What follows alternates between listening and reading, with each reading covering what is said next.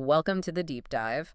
Our mission today is it's a bit different. It's highly personal. And potentially painful, I think. Absolutely necessary, though. Yeah. We're going to set aside all the gentle self-help advice for a bit. Yeah, we're not talking about waiting for inspiration. No, we are diving straight into the psychological mechanics of forcing personal growth. Exactly. We're analyzing that mindset shift that takes you from being stuck, from procrastinating, to having, well, unstoppable momentum. Right. Our sources today are all focused on behavioral science, cognitive psychology, and just the stories of people who realized they had to become their own catalyst for change. So the big question we're trying to tackle is this. Why do so many capable, intelligent people stay stalled?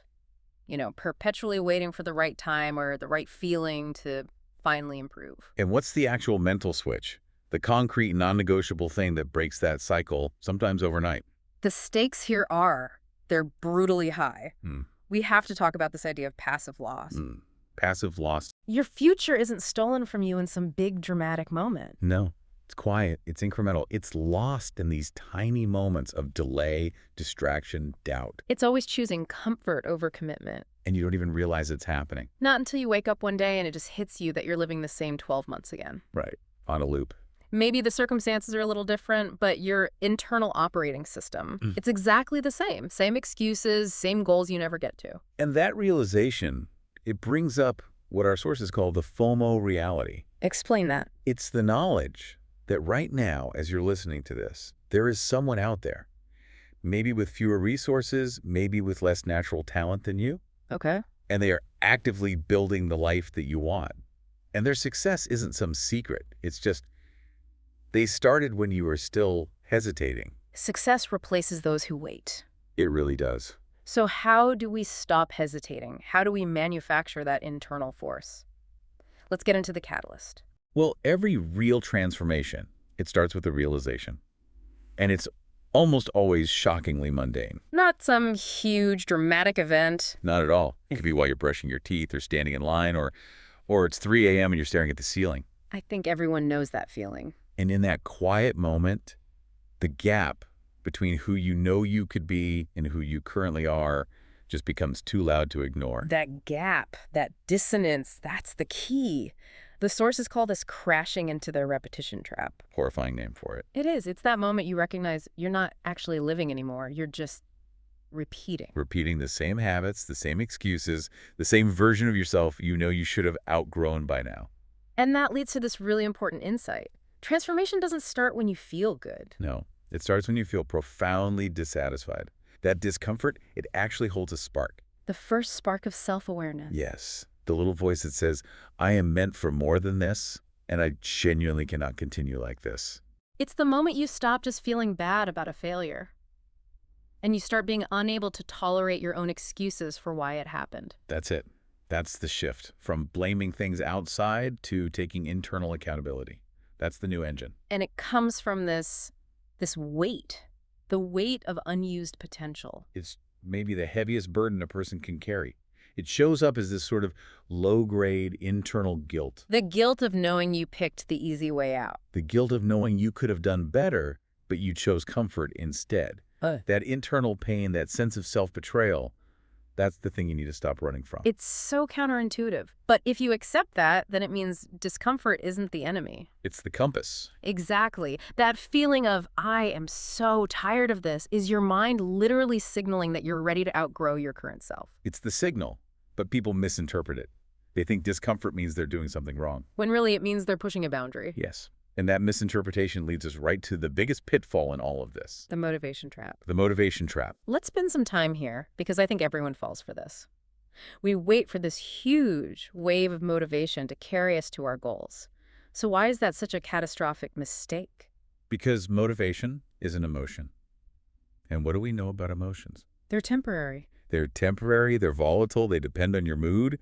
It's all about dopamine hits, the feeling you get thinking about a reward. So it's great for starting something. Perfect for starting. Buying the gym membership, starting the diet on Monday, that initial burst of excitement. But for the long haul, for sustained effort over months or years. Useless. Absolutely useless. You will always, every single time, lose to the version of yourself that wants comfort right now. So successful people aren't running on motivation. Not at all. They're running on systems and discipline. Discipline is not an emotion. It's a commitment to do something, whether you feel like it or not.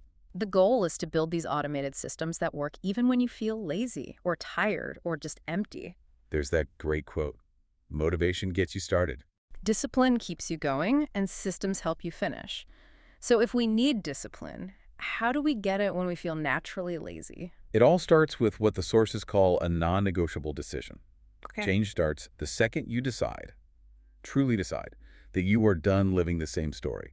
There's no magic moment, no perfect conditions. You just decide, and then you act immediately. And this is where people get stuck, right? We expect that decision to feel like fireworks and inspiration. And it doesn't. The reality is that the decision to improve almost always feels deeply uncomfortable at first. Because you're finally confronting all the things you've been avoiding. Your laziness, your wasted time, your fears. And that confrontation is the first act of strength. If it felt comfortable, you'd have done it years ago. I agree, but this raises a really critical question. How do we tell the difference between the good discomfort of growth and the bad discomfort of, say, burnout? That's a crucial distinction. The sources differentiate between intentional, chosen discomfort and just, reactive stress from your environment. So growth discomfort is something you apply to yourself. Exactly. It's focused, it's incremental. It's like lifting a weight that's just a little bit heavier than last time. It's self-applied with a goal in mind. Whereas burnout is just the accumulation of unmanaged stress. And neglected rest. Yeah. If the action is hard, but it aligns with the person you want to become, that's growth. If it's hard and it leaves you feeling depleted and resentful, that's burnout. That clarity helps a lot. And that intentional force, it moves us toward this idea of becoming our own source of influence. Yes. We stop looking outside. To the mentor, the book, the perfect YouTube video. For permission to improve. Yeah. Those things can inspire you, they can guide you, but they can't provide the force. The force has to come from inside. It does. Yeah. The moment of true self-reliance hits when you internalize one truth. If I don't build my future, nobody else is going to do it for me. That one thought just kills so many excuses. It makes them weaker instantly. Waiting for circumstances to be perfect is just a very sophisticated way to procrastinate. And this brings us to what might be the core failure point for any long-term change: identity. This is everything. So many people try to change their habits without changing who they believe they are. They treat habits like little isolated tasks. Instead of symptoms of their self-image. Look, you can force yourself to wake up early for 3 days, but if your identity is still, I'm a night owl, or I'm not a consistent person, And that identity is going to win. every time, the identity is the boss. And it will always pull the employees, your new habits, back to the old way of doing things. I love that metaphor. Identity is the boss, habits are the employees. So how do you change the boss? It's a system of self-signaling. Your brain believes what you prove to it, Yeah, what you tell it. never what you tell it. You can say, I am disciplined 1,000 times, but if you hit the snooze button, the boss just learned that discipline is negotiable. So you change the identity through small, repeated, undeniable proof, micro victories. Precisely. You don't try to become a new person overnight. You just prove, with one small action, that you're the kind of person who follows through. Every promise you keep to yourself, no matter how small, making your bed, finishing that one email. It's a vote for the new identity. And the more votes you cast, the stronger the new boss becomes. And for that new identity to stick, it needs pressure. We've said running from discomfort makes you weaker. Right. So this isn't stress. This is the internal demand you place on yourself to rise above your old habits. It's the engine of growth. It's the only mechanism for growth. Muscles only grow when you overload them. Diamonds only form under extreme pressure. Your character only sharpens when you commit to things that challenge your current limits. And the good news is we don't need some huge, overwhelming pressure to make a change. We just need consistency. Let's talk about the math behind this. The law of small forces. This is one of the most encouraging things in all the research. Yeah, it really is. People think they need to give 100% effort every single day, and then when they have one bad day, they crash, they quit.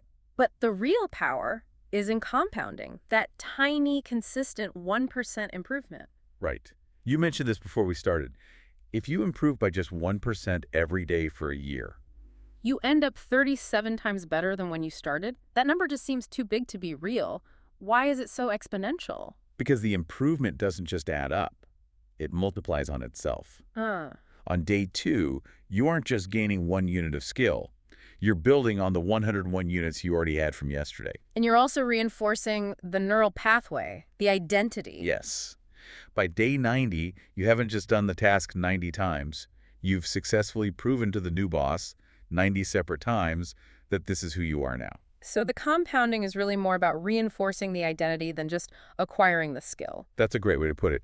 Every successful decision makes the next one slightly easier. You're reducing the friction. You're teaching your brain that effort leads to growth, and consistency creates momentum. And that is the definition of an unstoppable force. Once that new identity takes over, growth isn't about motivation anymore. It's just structural. It's who you are. So if we pull this all together, it really comes down to a choice of pain. Every path has a price. Always. There is the pain of change, the effort, the discipline, the awkwardness, And then there's the pain of staying the same. which is regret, stagnation, that haunting feeling of what could have been. Comfort, which feels like it's free in the moment, actually has the highest price of all. It costs you your future. The turning point is when the pain of staying where you are finally feels heavier than the pain it will take to grow. When that scale tips, the decision makes itself. And you don't need anyone's permission to start. None. Not to start, not to fail, not to dream bigger, or to completely reinvent yourself. You only need your own commitment. You are genuinely one decision away from starting a stronger, more disciplined life. And that decision is a declaration. It's saying to yourself, I refuse to be the weaker version of myself anymore. I will force myself to grow, Even when I'm tired. even when it's inconvenient. Especially when I don't feel like it. We spend a lot of time on this idea that your identity is the boss that controls your habits.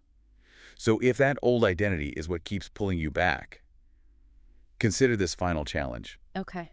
What is one non-negotiable, visible action you could take today? Something that requires real commitment. Something the old you would simply never have done. And you use that one action. You use that single symbolic act to send a message to your own brain. The new, disciplined boss has officially taken control.